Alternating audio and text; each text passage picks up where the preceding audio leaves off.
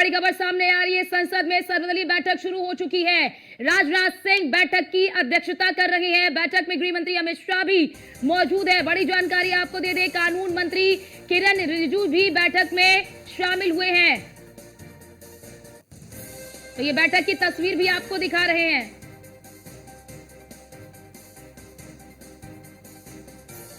तो देखिए, बैठक जो है वो शुरू हो चुकी है और इस बैठक में सभी दलों के जो नेता हैं वो शामिल हुए हैं। संसद में सर्वदलीय बैठक की शुरुआत हो चुकी है। सर्वदलीय बैठक शुरू हो चुकी है, ये बड़ी खबर आपको बता रहे हैं। और इस बैठक की अध्यक्षता रक्षा मंत्री राजनाथ सिंह कर रहे हैं। इससे पहले सर्वदलीय बैठक बुलाई गई थी जब पहलगाम में आतंकी हमला हुआ था। उसके बाद सभी जो विपक्षी पार्टियां हैं उनकी ओर से ही वो कहा गया था, आग्रह किया गया था कि बैठक बुलाई जाए। तो उस वक्त वो बैठक बुलाई गई थी और अब ये दूसरी बार सर्वदलीय बैठक हो रही है जब इस ऑपरेशन को अंजाम दे दिया गया। ये आपको ताजा तस्वीर दिखा रहे हैं। ये मौजूदा तस्वीर है इस तस्वीरों में आप देख सकते हैं तमाम जो नेता हैं वो इस बैठक में शामिल होने के लिए पहुंच रहे हैं। राहुल गांधी, और आप देख सकते हैं इस बैठक में जो तमाम अन्य नेता हैं वो भी इस बैठक में शामिल हुए हैं। तो बड़ी खबर आपको बता रहे हैं, बैठक शुरू हो चुकी है। जेपी नड्डा, तमाम जो मंत्री हैं, तमाम जो नेता हैं वो इस बैठक में शामिल हुए हैं। और हमारे साथ हमारे संवाददाता पीयूष तिवारी हमारे साथ जुड़ चुके। पीयूष, बैठक शुरू हो गई है, कौन कौन इस बैठक में शामिल हुआ है?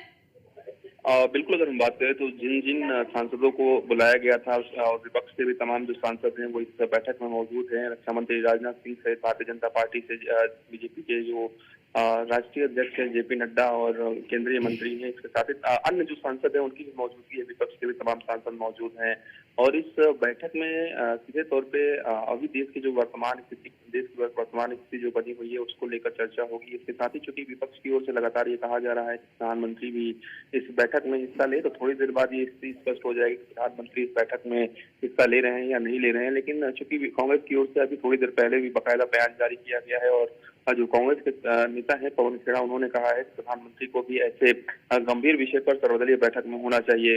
इसके साथ ही अगर हम बात करें तो अभी तक जो कार्रवाई हुई है उसको लेकर भी इस बैठक में चर्चा की जाएगी। और विपक्ष की ओर से ये मांग थी कि जब देश इतनी बड़ी कार्रवाई कर रहा है तो विपक्ष पूरी तरीके से देश के साथ खड़ा है, लेकिन विपक्ष के साथ भी चर्चा करनी चाहिए और आगे किस तरीके से भारत का रुख रहने वाला है, क्या कुछ असर भारत पर पड़ेगा या फिर किस तरीके से फिर से अगर जरूरत पड़ी तो मुंहतोड़ जवाब देना है, तो उसको लेकर क्या कुछ तैयारी है, भारत अपने स्तर पर तैयारी कर रहा है। तो निश्चित रूप से एक सर्वदलीय बैठक इसीलिए बुलाई जाती है। इसके साथ ही ये संदेश देने के लिए कि पूरा जो देश है, जो सभी जो दल है वो एकजुट है ऐसे मौके पर। तो निश्चित रूप से एक महत्वपूर्ण जो बैठक है वो इस वक्त संसद भवन के अंदर चल रही है और तमाम जो सांसद हैं वो इस बैठक में मौजूद हैं और विपक्ष की ओर से भी ये बताया जाएगा जब अगर कोई सुझाव है तो वो सरकार को दिए जाएंगे और सरकार की ओर से भी और इससे बड़ी बात है पीयूष, जब पहलगाम में आतंकी हमला हुआ तो उसके बाद जब सर्वदलीय बैठक बुलाई गई, सरकार की ओर से भी कहा गया कि चूक हुई है,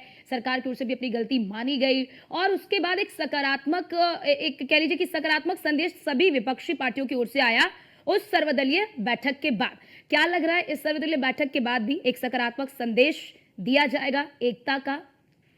देखिए, अगर हम बात करें तो यही लोकतंत्र की खूबसूरती है कि सत्ता पक्ष से सवाल कई अलग अलग विषयों पर कहीं ना कहीं विपक्ष की ओर से पूछे जाते हैं, लेकिन पाकिस्तान इसको लेकर भी चिंतित है। और आप देखिए कि पाकिस्तान में जब संसद भवन में जब कार्रवाई कोई शुरू होती है तो पाकिस्तान इस चीज की मिसाल देता है कि आप देखिए कि इस ऐसे मामले पर भारत पूरा एकजुट है, तमाम जो सांसद है भारत के वो एकजुट है, तमाम विपक्ष एकजुट है। और संसद में अगर कोई विशेष सत्र पाकिस्तान में बुलाया जाता है तो वहां पर उनके जो अन्य दल होते हैं वो सब शामिल नहीं होते हैं और ऐसे मसले पर शामिल नहीं होते हैं। तो निश्चित रूप से भारत जो है हर मसले पर कहीं ना कहीं भारत के तमाम जो विपक्षी दल भी हैं वो भारत के साथ खड़े हैं, खासतौर पे जब देश हित से जुड़ा हुआ कोई मसला हो, जब ऐसी बिल्कुल पीयूष, आपने बिल्कुल सही जिक्र किया कि जब देश हित का मसला हो तो बिखराव नहीं बल्कि एकजुटता बहुत जरूरी है। आप हमारे साथ बने रहिए, आपके पास लौटते हैं।